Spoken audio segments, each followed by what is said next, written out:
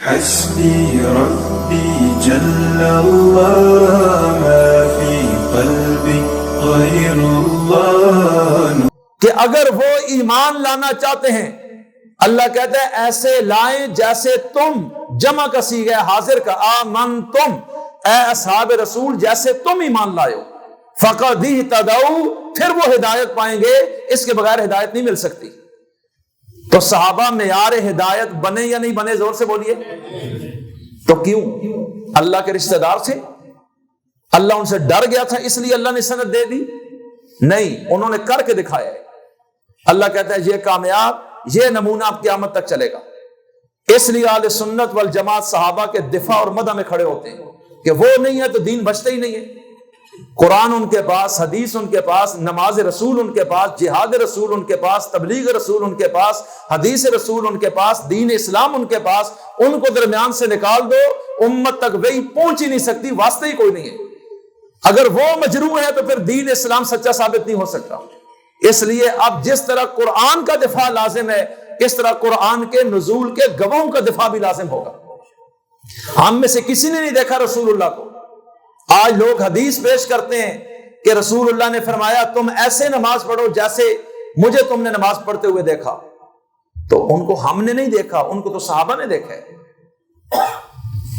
وہ تو صحابہ نے دیکھا ہے رسول اللہ نے نماز کیسے پڑھی ہے. اب صحابہ نماز پڑھیں گے نبی کی طرح اور ہم نماز پڑھیں گے صحابہ رسول کی طرح. ہم نے تو ان کو دیکھنا ہے.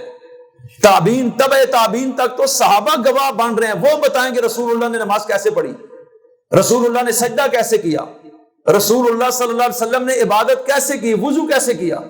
اگر ہم کہیں نہیں صحابہ تو ہمارے جیسے ہیں جی، ان کی بات کو ہم نہیں لیتے، ہم تو ڈائریکٹ نبی کی بات کو لیں گے، تو پھر ڈائریکٹ قرآن بھی نبی سے لیں، اس لیے کہ نبی نے تو ان کو دی ہے. اگر وہ قابل اعتماد نہیں تو قرآن کہاں سے لائیں گے؟ تو جب اللہ بھی ان پہ ٹرسٹ کر چکا، رسول اللہ بھی ان پہ ٹرسٹ کر چکا ہے، تو ہمیں بھی صحابہ پر اعتماد کرنا ہوگا یا نہیں ہوگا؟ کوئی راستہ نہیں ہے. آپ کے پاس کوئی عقلی دلیل ہے اس مسئلے میں تو آپ پیش کریں میرے سامنے. یہ کوئی جذباتی بات نہیں، یہ 14 صدیوں کے علماء کا فیصلہ ہے. اور اللہ کے رسول اس لیے بار بار فرما کے گئے ہیں میرے صحابہ کے مسئلے میں اللہ سے ڈرتے رہنا، ان کو برا بھلا کبھی بھی نہ کہنا. جو بھی میرا صحابی ہے وہ واجب التعظیم ہے اور واجب الاتباع ہے، بس بات ختم.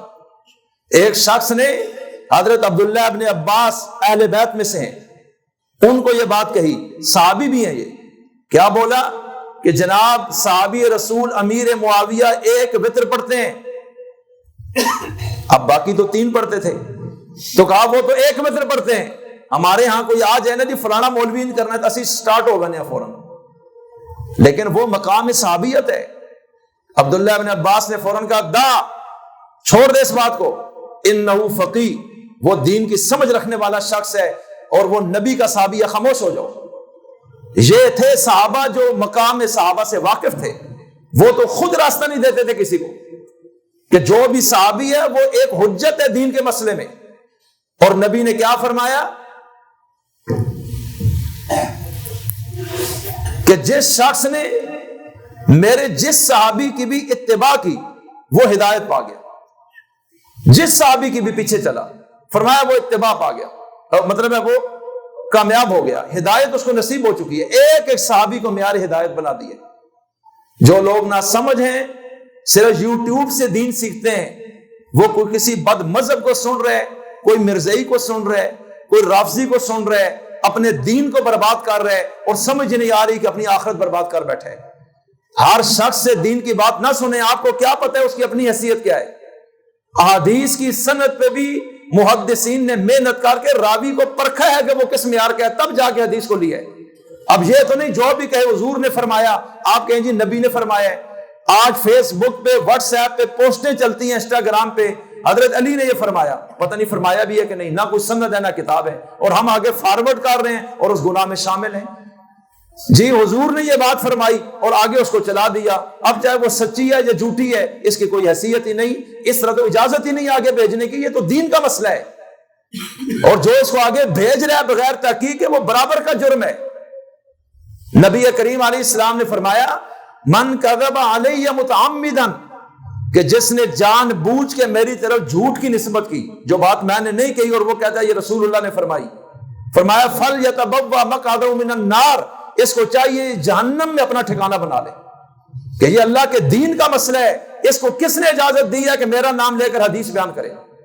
آپ کیا غور نہیں کرتے کہ رسول اللہ کی صحبت میں سب سے زیادہ حضرت ابو بکر صدیق رہے ہیں، حضرت خدیجہ رہی شروع میں جو آئے، حضرت علی المرتضیٰ پہلے دور میں آئے، حضرت عثمان غنی پہلے دور میں آئے، لیکن ان کی روایات کی تعداد چیک کریں چند سو ہے۔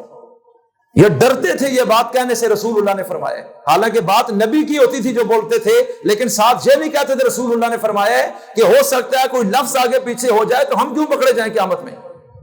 حضرت ابو بکر صدیق کی مرویات بہت تھوڑی ہیں جو انہوں نے اپنی طرف سے حدیث بیان کی ہے، وہ بہت محتاط لوگ تھے۔ حضرت عمر فاروق کی بھی 500 اور کچھ ہیں، حضرت عثمان غنی، حضرت علی المرتضیٰ، آگے حضرت عائشہ صدیقہ سے بھی 2210 احادیث روایات ہیں، حالانکہ رسول اللہ کے نکاح میں 9 سال رہی ہیں، لیکن گھر کی زندگی بہت بات چیت، گپ شپ، سفر، سب کچھ ہوتا تھا۔ بیوی کو تو ایک ایک لمحہ یاد ہوتا ہے، اس کے باوجود 2000 کے قریب باتوں میں انہوں نے اتنا بولا ہے کہ رسول اللہ نے یہ فرمایا۔